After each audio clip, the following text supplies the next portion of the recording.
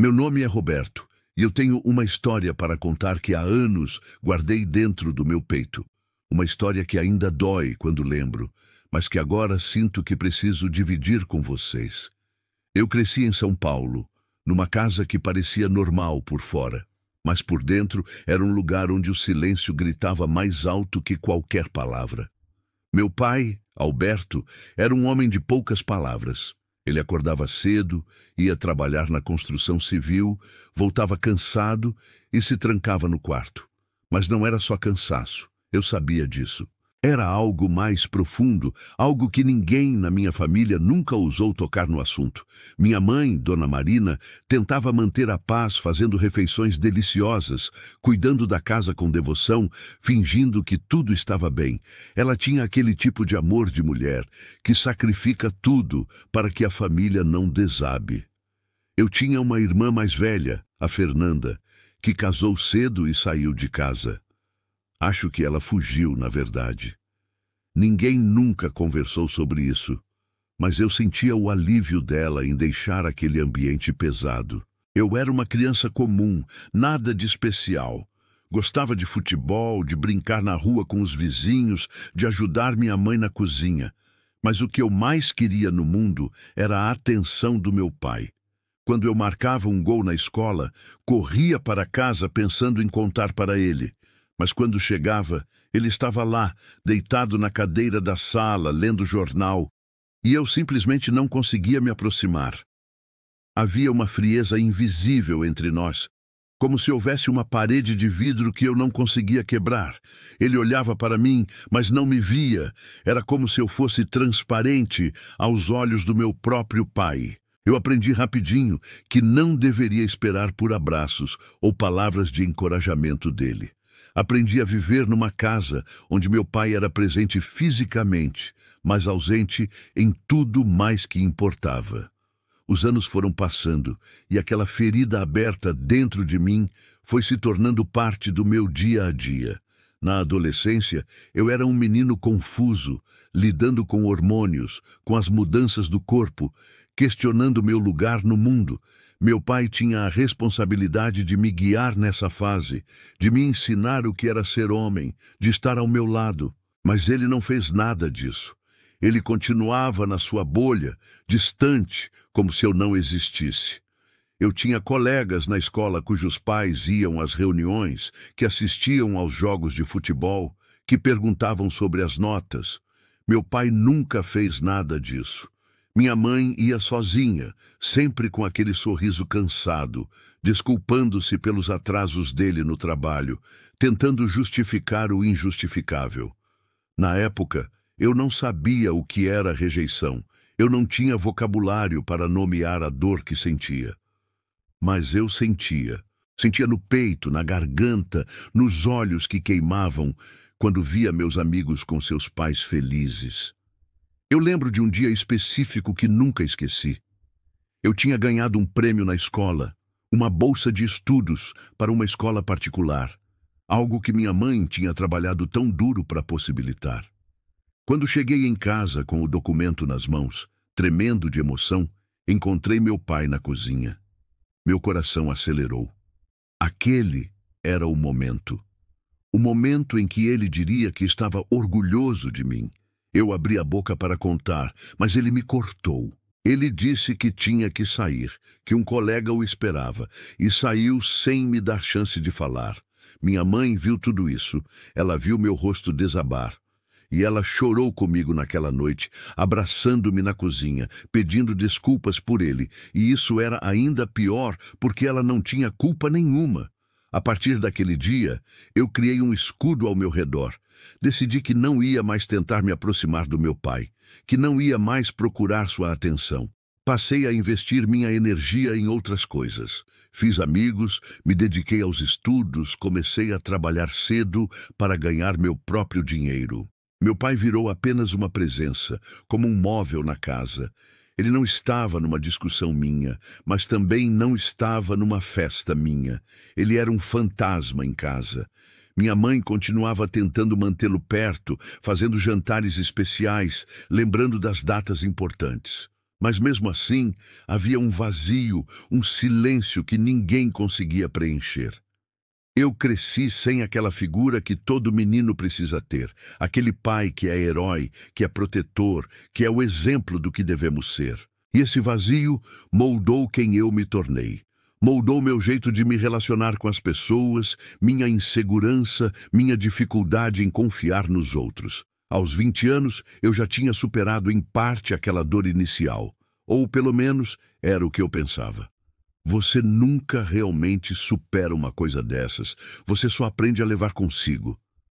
Eu tinha começado meu primeiro trabalho de verdade, em um escritório de contabilidade, e estava me fazendo de adulto, fingindo que tudo tinha dado certo comigo. Meu pai continuava na mesma, acordando cedo, voltando cansado, fechado em seu próprio mundo. Minha mãe agora apresentava sinais de cansaço mais visíveis. Seu cabelo havia ficado branco cedo, suas mãos tremiam.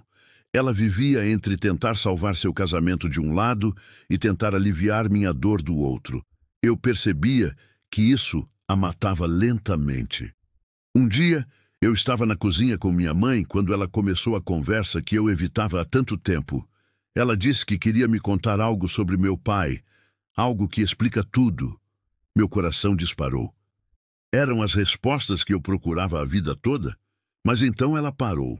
Ela disse que não era a hora, que talvez fosse melhor que ele me contasse. Ela me abraçou fortemente e pediu que eu tivesse paciência, que eu compreendesse que nem tudo é o que parece ser.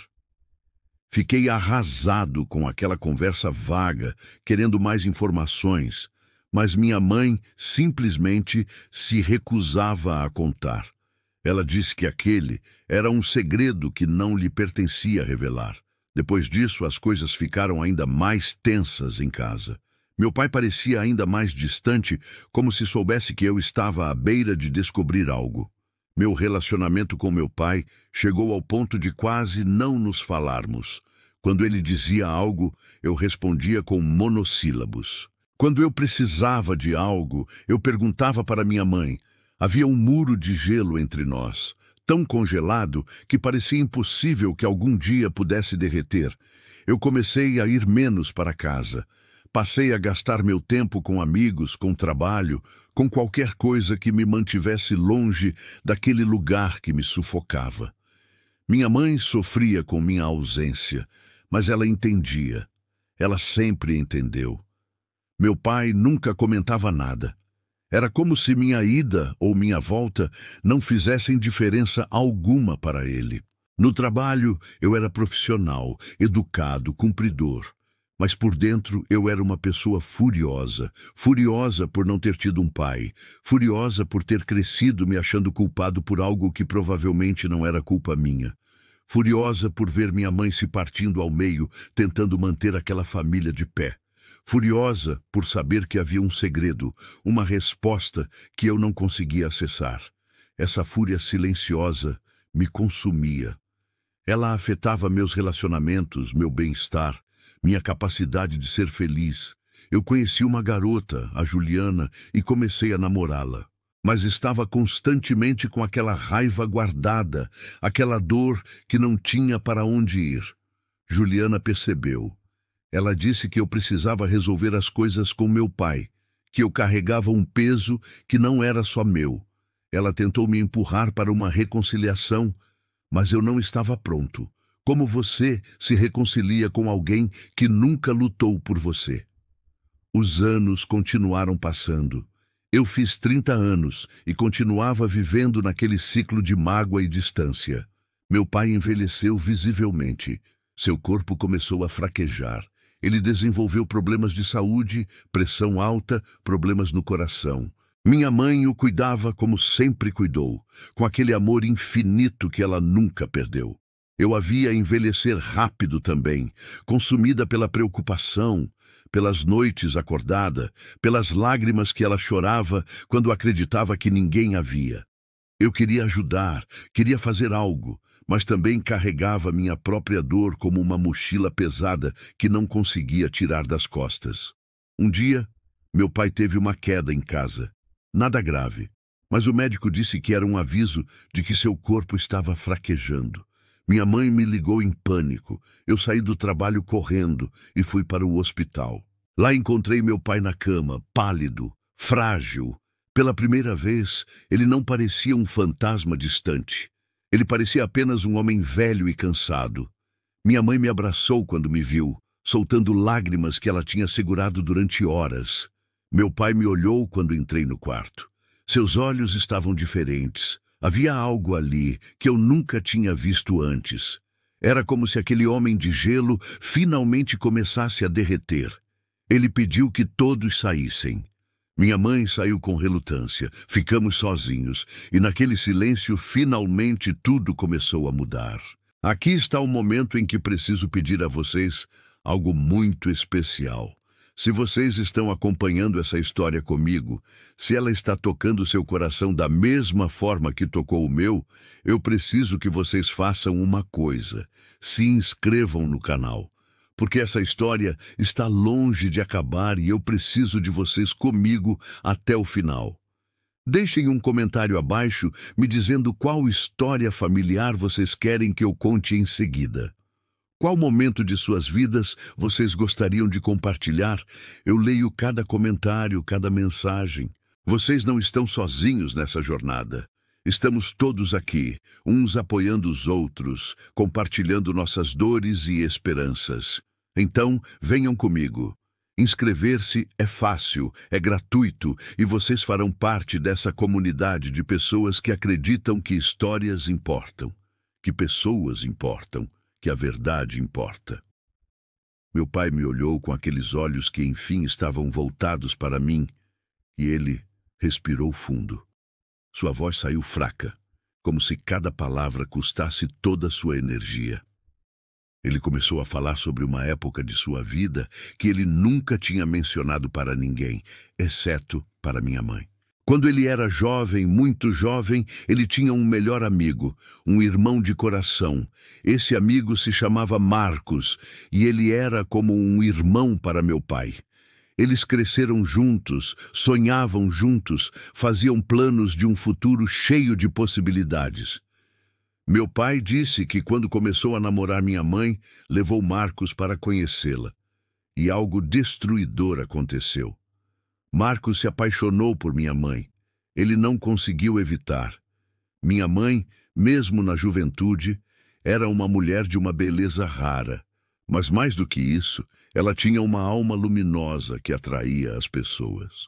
Marcos confessou seu amor para minha mãe, não querendo mais esconder aquele sentimento que o queimava por dentro. Mas minha mãe escolheu meu pai. Ela escolheu o amor verdadeiro. Depois disso, tudo desabou. Marcos desapareceu. Meu pai nunca mais viu seu melhor amigo. Aquele vazio, aquela traição, mesmo que Marcos tivesse sido honesto sobre seus sentimentos, deixou uma marca em meu pai que ele carregou por toda a vida. Mas a história continuava. Anos depois, já casados, meu pai e minha mãe tiveram minha irmã Fernanda. Minha mãe, que era fiel e completamente dedicada a meu pai, nunca mencionou nada sobre Marcos. Tudo estava bem. Mas então, meu pai recebeu uma notícia devastadora. Ele encontrou Marcos na rua. Seu velho amigo, agora casado também, com um filho. E quando Marcos viu meu pai, ele começou a chorar. Ele confessou que nunca tinha superado o amor que sentia por minha mãe, que se casou com a esperança de esquecer, que teve um filho achando que tudo passaria, mas nada passou. E quando Marcos viu minha mãe alguns meses depois, em um mercado conversando comigo, que era apenas uma criança pequena, algo extremo aconteceu dentro dele. Meu pai respirou fundo antes de continuar e disse que Marcos desenvolveu uma obsessão por mim. Ele passava perto da minha escola, observava-me de longe, deixava pequenos presentes na nossa portaria sem que ninguém soubesse quem era. Meu pai descobriu tudo isso quando começou a ver presentes aparecendo e investigou. Meu pai disse que aquela descoberta o destruiu, porque ele entendeu que o amor de Marcos por minha mãe tinha se transformado em algo sombrio, obsessivo, e meu pai teve medo. Meu pai teve medo de que, se aproximasse de mim, algo terrível acontecesse. Meu pai teve medo de que aquele homem, que uma vez foi seu melhor amigo, fosse agora um perigo para sua família. Aquele medo, aquela paranoia, aquela dor de ter perdido seu melhor amigo para um sentimento destrutivo, afetou profundamente o modo como meu pai me tratava. Ele se afastou de mim porque estava tentando me proteger. Eu não consegui falar. Minha garganta estava presa, meu peito apertado, e minhas lágrimas não eram de raiva, eram de compreensão. De repente, toda aquela confusão, toda aquela dor, toda aquela ausência fazia sentido. Não que doesse menos, mas pelo menos agora eu entendia. Eu entendia que meu pai também era uma vítima dessa história terrível.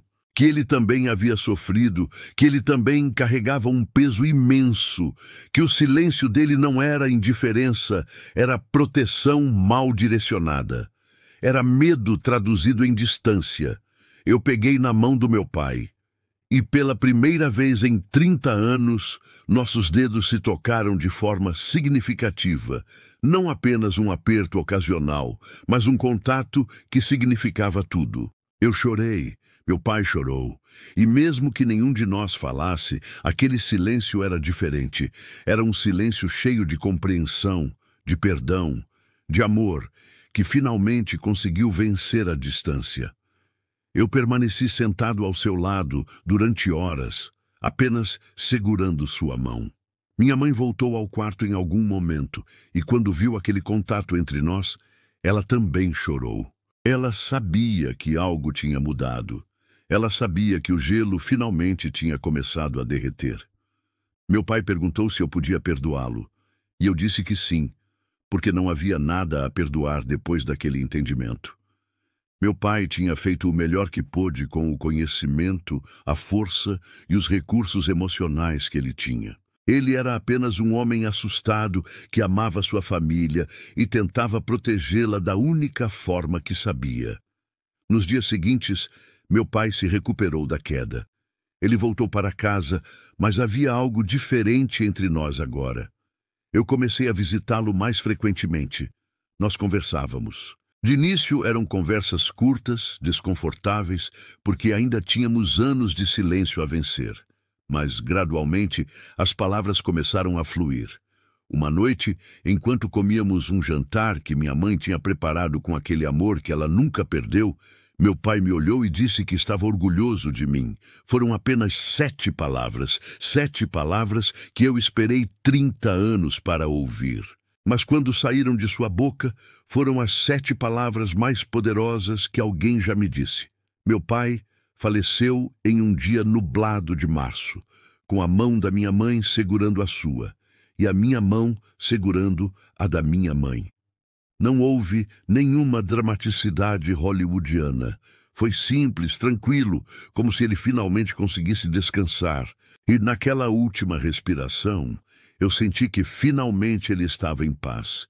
E eu também estava em paz, porque nos últimos meses de sua vida, nós tínhamos feito toda a diferença. Nós tínhamos preenchido aquele vazio que havia entre nós.